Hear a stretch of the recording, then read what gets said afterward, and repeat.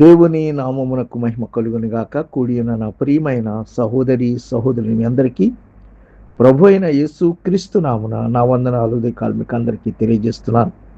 అందరూ బాగున్నారని విశ్వాసంతో దేవుని వాక్యం తీసుకుని మీ ముందుకి వస్తున్నాను. మరి ఈరోజు మార్కు సువార్త 2వ అధ్యాయం. మార్కు సువార్త 2వ అధ్యాయము 18 నుంచి కొన్ని వచనాలు 22 వరకు చదువుకుందాం. యోహాను శిష్యులను పరిసయ్యులను ఉపవాసము చేయుట కద్దు. వారు వచ్చి యోహాను శిష్యులను పరిసయ్యుల శిష్యులను ఉపవాసం చేయుదురు గాని నీ శిష్యులు ఉపవాసం చేయరు, దీనికి హేతువేమని ఆయనను అడిగగా. ప్రభునందు ప్రియమైన వాళ్ళారా, యేసు ప్రభువారి దగ్గరికి ఈ పరిసయ్యులు వచ్చారు. ఏమండి, పరిసయ్యులు వచ్చి వాళ్ళు అంటున్నారు, యోహాను శిష్యులను పరిసయ్యులను ఉపవాసం చేస్తున్నారు, మరి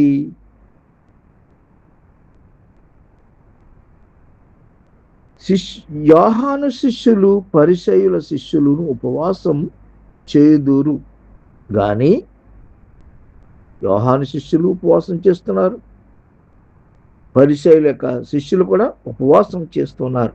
అయితే మరి మీ యొక్క శిష్యులు ఉపవాసం చేయరు, దీనికి హేతువేమని యేసుప్రభువుని అడుగుతున్నారు. ఏమండి, యేసుప్రభువుని అడుగుతున్నారు వీళ్ళొచ్చి. యేసుప్రభువు ఏం చెప్తున్నారో చూద్దాం. 19వ వచనం. యేసు పెండ్లి కుమారుడు తమతో కూడా ఉన్న కాలమున పెండ్లి ఇంటివారు ఉపవాసము చేయుదురా? పెండ్లి కుమారుడు తమతో కూడా ఉన్నంత కాలము ఉపవాసము చేయదగదు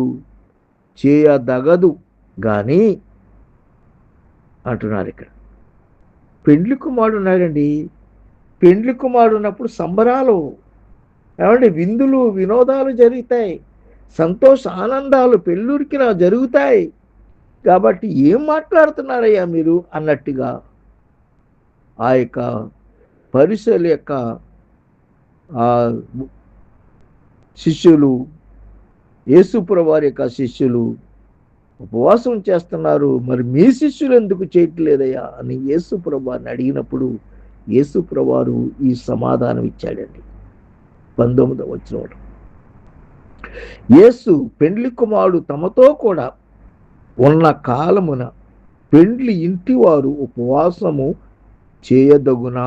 క్వశ్చన్ మార్క్ వేస్తున్నాడు వాళ్ళకి. పెండ్లి కుమారుడు తమతో కూడా ఉన్నంత కాలము ఉపవాసము చేయదగదు గాని పెండ్లి కుమారుడు వారి యొద్ద నుండి కొనిపోబడు దినములు వచ్చును.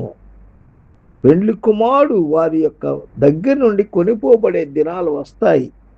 ఆ దినములలోనే వారు ఉపవాసము చేతురు. దేవునికి స్తోత్రం. జవాబిచ్చాడా లేదా? మనము కూడా ఎవరైనా అడ్డకోలు ప్రశ్నలు వేస్తూ ఉంటారు.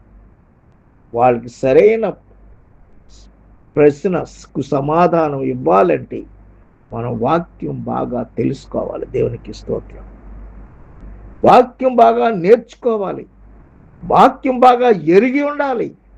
అప్పుడే వాళ్ళకి జవాబిచ్చి వాళ్ళను కంట్రోల్లో పెట్టగలం. ప్రియులారా, పెట్టగలం.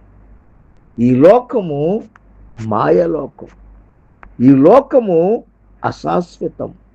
దేవుని రాజ్యము, దేవుని లోకము శాశ్వతమైనది. దేవునికి స్తోత్రం. ప్రభు చెప్పే ప్రతి మాట సత్యం, అది నమ్మాలి మనం. అంతే.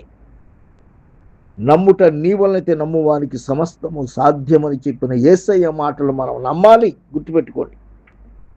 అయితే ఇక్కడ పెండ్లి కుమారుడు ఉన్నంత కాలము విందులు జరగవండి. సంతోషాలు ఆనందాలు జరుగుతాయి. దేవునికి స్తోత్రం. ఉపవాసాలు జరగవు. విందులు వినోదాలు జరుగుతాయి కానీ ఉపవాసాలు జరగవని చెప్పాడేసయ్య. ఒక కాలం వస్తుంది, ఆ దినములు వస్తాయి, అప్పుడు నా శిష్యులు ఉపవాసం చేస్తారు. నా శిష్యులను ఏలు పెట్టి చూపిస్తున్నారా ఉపవాసాలు చేయట్లేదని? ఇది దానికి కారణం. నేనున్నంతకాలము నాతో సంతోషంగా దేవుని ఘనపరుస్తూ దేవుని పరిచర్య చేస్తూ మేము ఆనందముతో ఉంటాము. కాబట్టి ఇది సత్యము, మీరు నమ్మితే నమ్మండి అన్నట్టుగా యేసయ్య వారికి జవాబిచ్చాడండి. 21వ వచనం, ఎవడును పాత తిత్తులకు క్రొత్త గుడ్డ మాసిక వేయడు, వేసిన ఎడల ఆ క్రొత్త మాసిక పాత బట్టను వెలిపరచును, చినుగు మరి ఎక్కువగును. చూసారా, అది వ్యత్యాసం చూపించేస్తుందండి. ఏ టైంలో ఏది చేయాలో అది చేయాలంతే. అది బైబిల్ చెప్తున్న మాట, అది ప్రభువారు చెప్తున్న మాట, గుర్తుపెట్టుకోండి. కాబట్టి ఇక్కడ మనం చేయవలసింది ఏంటంటే, చేయవలసింది సరైన రీతిలో చేయాలి. మరి పాత బట్ట కొత్త బట్ట ఎవడన్నా మాస్కేస్తాడా? పిగిలిపోతుంది అట్టది. ఏమండి, పిగిలిపోతుంది.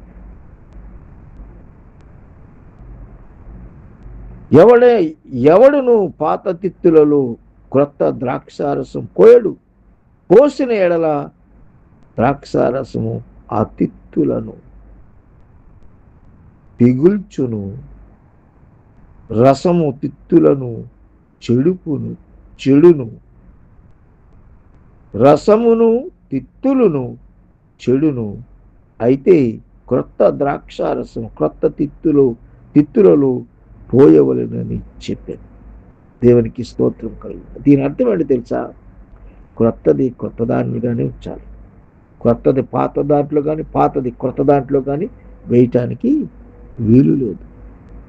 పాతది మలినం, క్రొత్తది యేసయ్య చిందించిన కలువరి రక్తమునకు గుర్తు ఆ ద్రాక్షారసం. దేవునికి స్తోత్రం కలుగును గాక. ఇక్కడ ఆయన రక్తమును సాదృశ్యంగా ఉన్నటువంటి క్రొత్త ద్రాక్షారసం గురించి చెప్తున్నాడు ఆయన.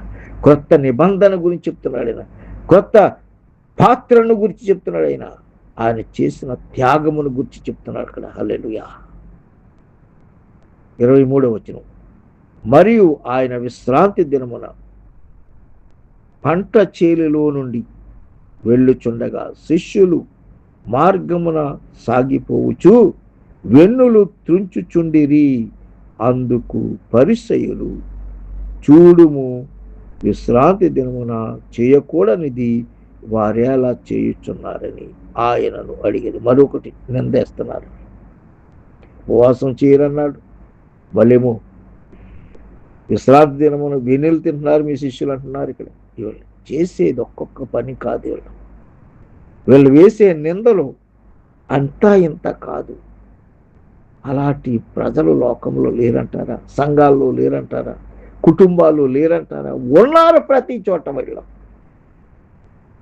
వీళ్ళ నోర్లు ముయించాలంటే వాక్యం బాగా చదివి తెలుసుకోండి ప్రియులారా. దేవునికి స్తోత్రం. భక్తిగా ఉండండి, విశ్వాసంగా ఉండండి, ప్రార్థనలో గడపండి. దేవుడు మాట్లాడతాడు మీ పక్షంగా. దేవునికి స్తోత్రం.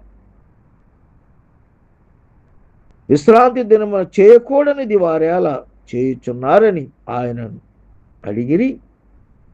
అందుకాయన 25వ వచనం, అందుకాయన వారితో ఇట్లనెను, తానును తనతో కూడా నున్నవారును ఆకలిగొని నందున దావీదునకు అవసరము వచ్చినప్పుడు అతడు చేసినది మీరెన్నడూను చదువలేదా? అబ్యాతారు ప్రధాన యాజకుడై ఉండగా దేవుని మందిరములోనికి వెళ్ళి యాజకులే గాని ఇతరులు తినకూడని సముఖపు రొట్టెను తాను తిని తనతో కూడా ఉన్నవారికిచ్చెను గదా అని చెప్పాను. అని చెప్పాను. మరియు విశ్రాంతి దినమున మనుష్యుల కొరకే నియమింపబడెను గాని మనుష్యులు విశ్రాంతి దినము కొరకు నియమింపబడలేదు. అర్థమైందండి? 27వ వచనం. మరియు విశ్రాంతి దినము మనుష్యుల కొరకే నియమింపబడిను గాని మనుష్యులు విశ్రాంతి దినము కొరకు నియమింపబడలేదు. గుర్తుపెట్టుకోండి. అందువలన మనుష్య కుమారుడు విశ్రాంతి దినమునకు ప్రభువై ఉన్నాడని వారితో చెప్పాను. దేవునికి స్తోత్రం. విశ్రాంతి దినానికి ప్రభువు దేవుడై ఉన్నాడు. హల్లెలూయా. విశ్రాంతి దినమున పరిశుద్ధముగా ఆచరించుడి అన్నాడు. ఎవరిని ఆచరించాలి? యేసయ్యను ఆచరించాలి. యేసయ్య మాటలను ఆచరించాలి. యేసయ్య మాటల ప్రకారంగా బ్రతకాలి. ప్రియ దేవుని బిడలారా, సహోదరుడా, సహోదరి. అందుకే ప్రభు ఈ ఉదయకాలం, అందుకే ప్రభు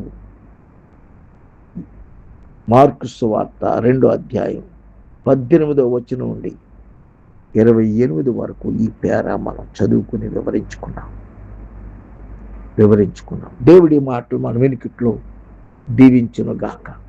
ఆమేన్. ప్రార్థన చేసుకుందాం. ప్రేమ కలిగిన తండ్రి, కృప కలిగిన మా యేసయ్య, మీకు వందనాలు, స్తోత్రాలు చెల్లిస్తాం. నీ ఉచితమైన కృపను బట్టి అయినా తండ్రి మమ్మల్ని కాపాడి భద్రపరుస్తూ ఉన్నారు. నీ స్తోత్రాలు. నీ సన్నిధి మాతో ఉంచుతున్నారు.